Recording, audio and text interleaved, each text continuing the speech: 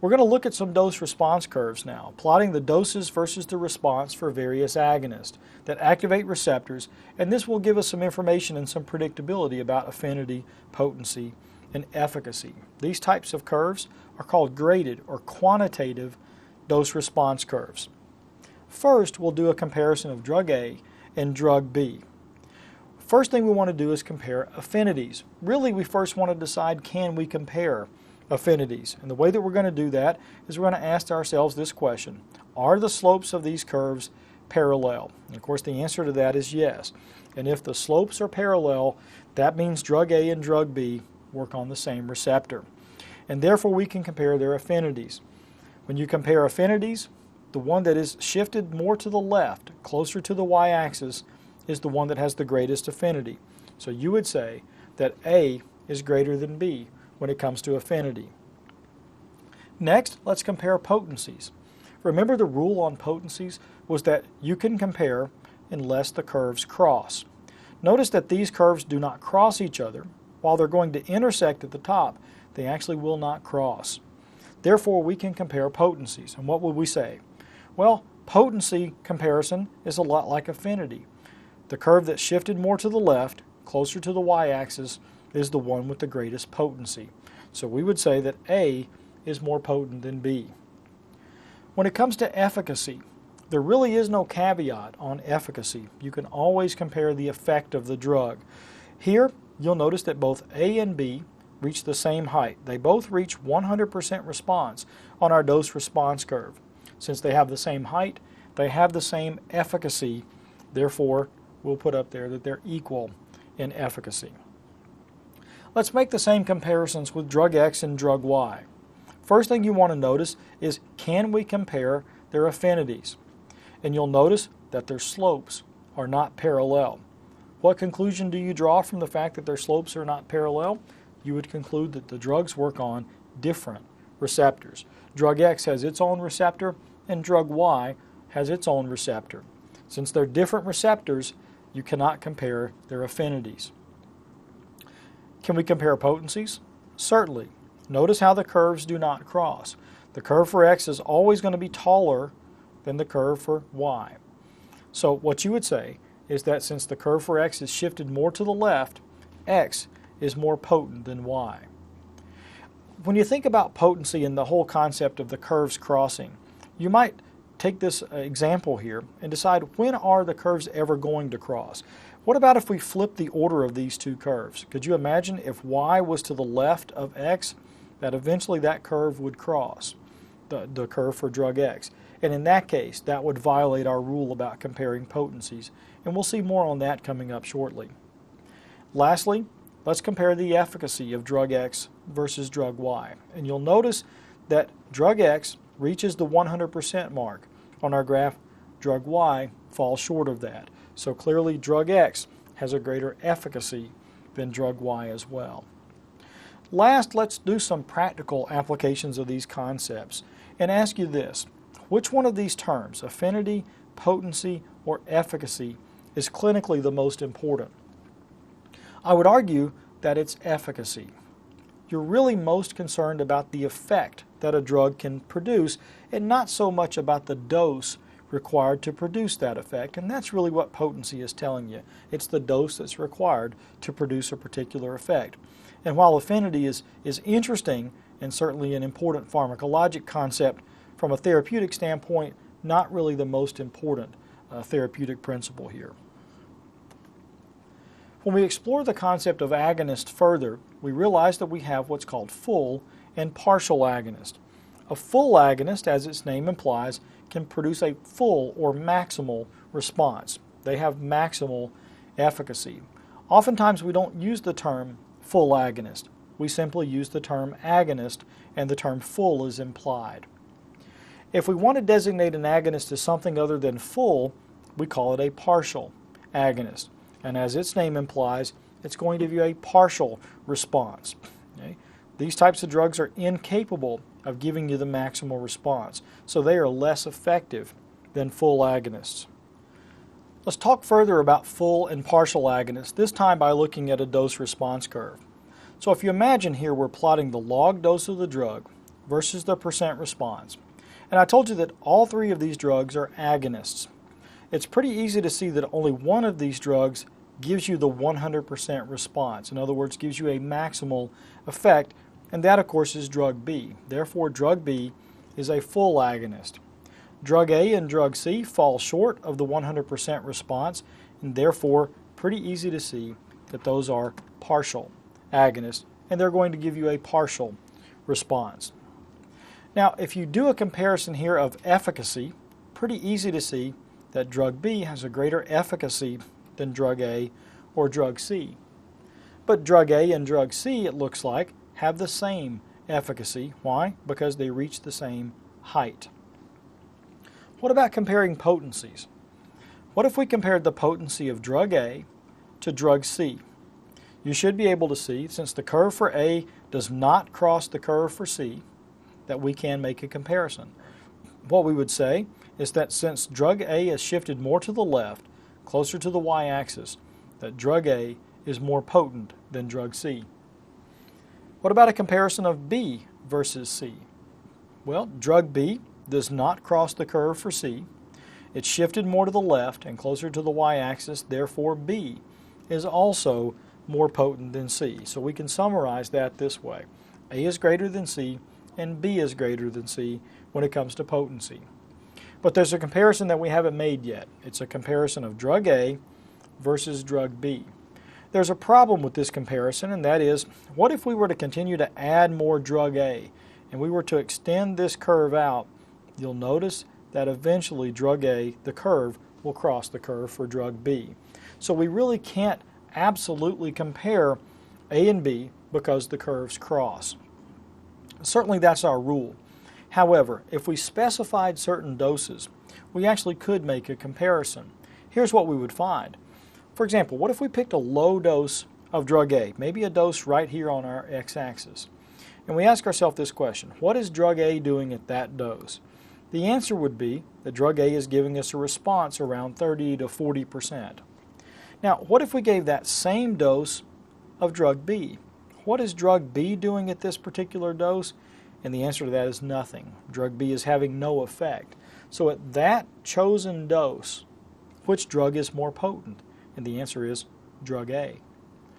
But since the curve for A is going to cross the curve for B, at the intersection of those two curves, if we were to come down to our x-axis and find that dose, any dose that we gave above that particular point, we would find that drug B is actually more potent than drug A. For example, if we chose a dose out here on the far right, and we go up to where A would be, it would be right about here. That would be A, somewhere around about 70% on our response scale. At that same dose, notice that B has already peaked at 100%. So if B was at 100, A was at 70%, drug B is more potent than drug A at all the doses above the concentration where the two drugs intersect. So we would make a summary by saying A is more potent than B at low doses, B is more potent than A at high doses. And that's why we can't make an absolute statement, an always type of statement, saying that A is always more potent than B, because that's not true. Let's talk further about the concept of partial agonist and really explore what's called the duality of partial agonist, really the double property of these types of drugs. And what you should recognize is that both full agonist and partial agonist are going to bind to the same receptor. So you could imagine there's going to be a competition. Both drugs will try to bind. If the full agonist binds to the receptor, you're going to get essentially a full type of response, whereas the partial agonist is going to give you a partial response. Let's explore this concept with an example. The example is the drug Pendolol. Now, Pendolol is a drug you should recognize as a beta blocker. It's an olol, so the ending is what gives it away.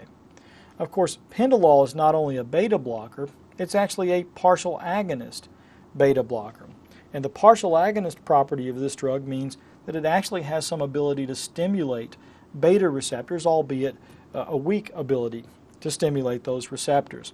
And to kind of illustrate what would happen in the body with Pendolol, let's do kind of an artificial experiment where we take a test tube and we put a heart in the test tube. And if we add some Pendolol to that heart, its partial agonist property in that test tube will cause that heart to beat. Okay? If we took a second test tube and we put a heart in there and we added a full agonist like epinephrine, this time when we add the epinephrine, the full agonist heart is going to beat much more rapidly. So if you think about those two examples, you've got the Pendolol heart beating slowly, you've got the epi heart beating rapidly. If you come up with a third experiment, a third test tube, where in that third test tube you put a heart in there and this time you added some Pendolol and some epinephrine together. My question is, how is that third heart going to beat? And the answer, of course, is that it will beat somewhere in between the two rates that we've seen so far. If this was the partial agonist heart rate and this was the full agonist heart rate, when you mix them together, you'll get some number in between. So ultimately, what is Pendolol doing in that example? Pendolol is actually antagonizing the action of the full agonist, in this case of epinephrine. And that third example is really the realistic example. That's what's going on in the body.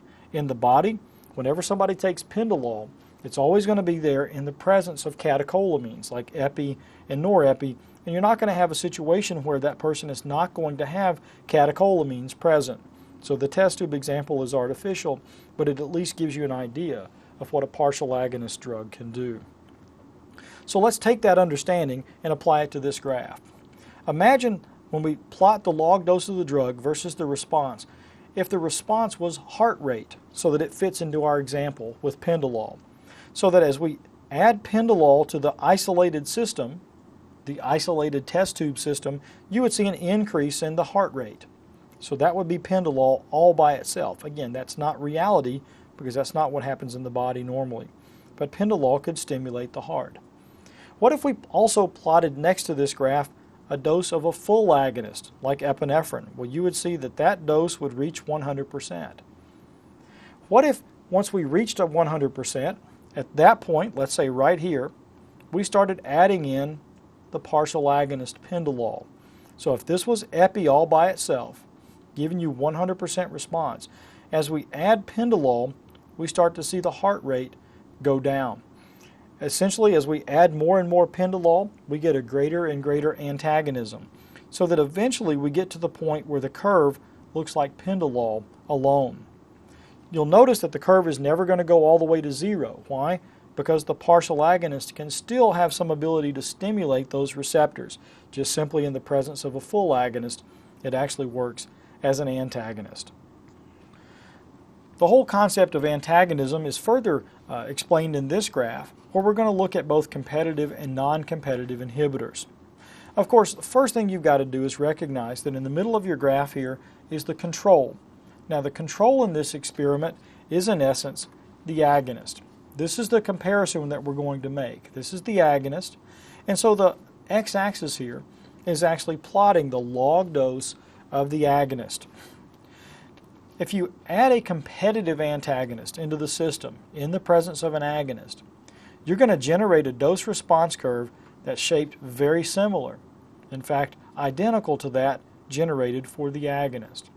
Now, I will tell you that most drugs that are antagonists are competitive. This is the rule.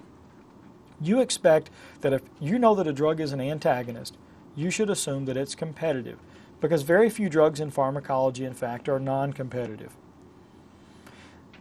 The question is, why do you get the same shaped curve? Well, it's all because of the way that the antagonist binds to the receptor. Remember that when an antagonist binds to the receptor, it binds almost always by very weak ionic bonds. So the drug binds to the receptor but quickly lets go of the receptor.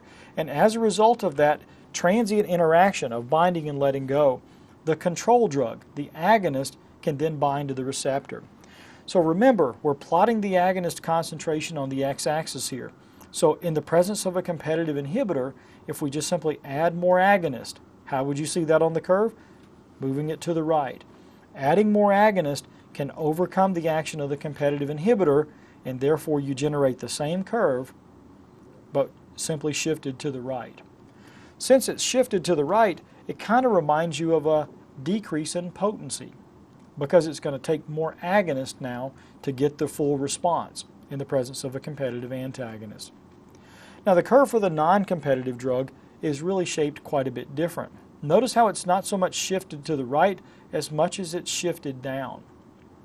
Now, non-competitive drugs, I mentioned, are kind of the exception. You don't see a lot of these in pharmacology, and I would argue that most often when you do see them, it's an important point to remember.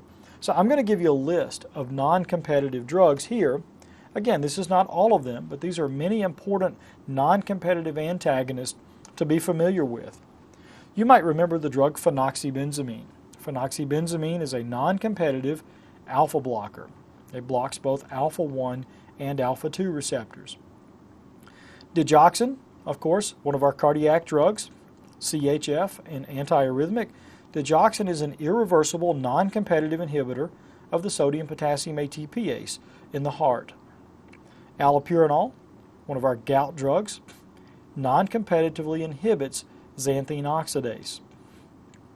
PPIs, proton pump inhibitors, drugs like omeprazole, that work in the stomach to inhibit the proton pump, which is a hydrogen-potassium ATPase. And then, of course, aspirin. Aspirin, which is going to irreversibly inhibit cyclooxygenase. So again, this is not all of your non-competitive drugs, but it is a very high-yield list of important non-competitive drugs, all of which are going to generate a dose-response curve that looks like this when compared to an agonist. And once again, when you think about a non-competitive drug binding to the receptor, many times those non-competitive drugs actually bind irreversibly to the receptor, but importantly, because of their ability to be non-competitive, simply adding more agonist is not going to generate the full response. Notice how the curve is shifted down. In the presence of a non-competitive inhibitor, you cannot get back to your maximal response. So what does a non-competitive curve remind you of? Basically, a decrease in efficacy. Okay? The efficacy is shifted down. And notice how that is completely different from a competitive antagonist, where you can still get the full efficacy, okay? Though it looks like it's going to take more drug, and it looks like a decrease in potency. So an important difference between the shape of these curves. And you could certainly envision a question where the exam will not only ask you to remember that some of these drugs are non-competitive, but they may ask you to visualize them on a dose-response curve as well. So that would be an important point to remember. Lastly, we have the concept of potentiation. Potentiation in pharmacology is actually a rare event. It's rare that you're going to see a dose-response curve shift to the left. Okay? An example of this would be benzodiazepines plus GABA. Okay?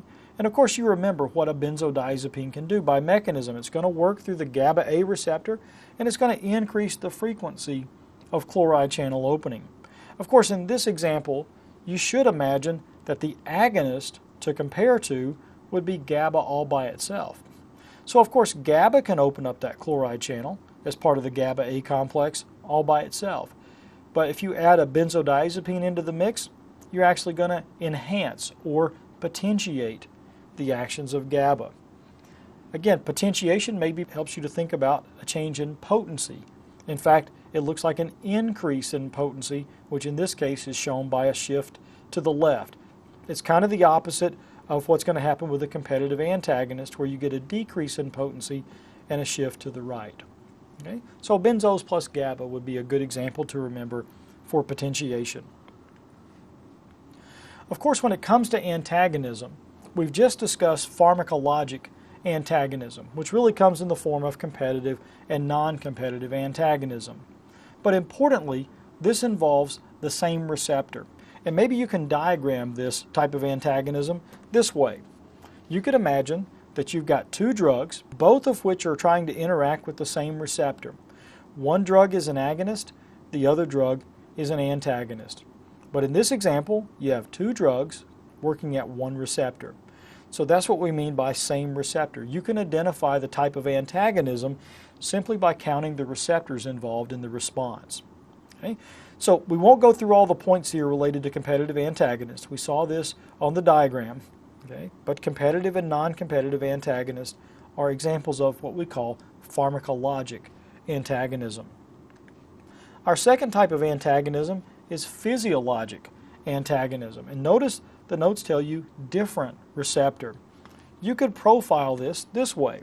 You could diagram that you've got drug number 1 interacting with receptor number 1, and then drug number 2 interacting with receptor number 2. Notice 2 drugs and 2 receptors. And in this case, the 2 receptors are going to have an opposite response. Okay? Whatever receptor 1 does, receptor 2 is actually doing the opposite. So we need an example. How about a vasoconstrictor with a vasodilator? If you want a more specific example even than that, think about a drug like phenylephrine. Phenylephrine is an alpha-1 agonist. It's going to vasoconstrict when it interacts with those alpha-1 receptors. And of course that would increase TPR and increase blood pressure. Compare that with a vasodilator. Say a drug like nitroglycerin, which works through nitric oxide. Nitric oxide, of course, is going to vasodilate and lower TPR and blood pressure. Now, phenylephrine and nitroglycerin don't work on the same receptor. In fact, they work on different receptors that have an opposite effect. Whenever you see that phenomena, describe that as physiologic antagonism. Lastly, we have a type of antagonism called chemical antagonism. Now, as the name implies, it's a chemical interaction, which you might diagram this way. Chemical antagonism is where drug number 1 interacts directly with drug number 2. Notice that there are no receptors involved in this type of antagonism. It's simply a drug-to-drug interaction. So an example of chemical antagonism would be protamine binding to heparin. Independent of any receptors now, one drug, protamine, binds to another, heparin. And a second example of chemical antagonism would be metal chelators. You might think about drugs like succimer or dimercaprol or deferoxamine, which can bind up to various heavy metals. And that's a direct drug-to-drug interaction and is a good example of chemical antagonism. And then we've also talked about potentiation with benzodiazepines.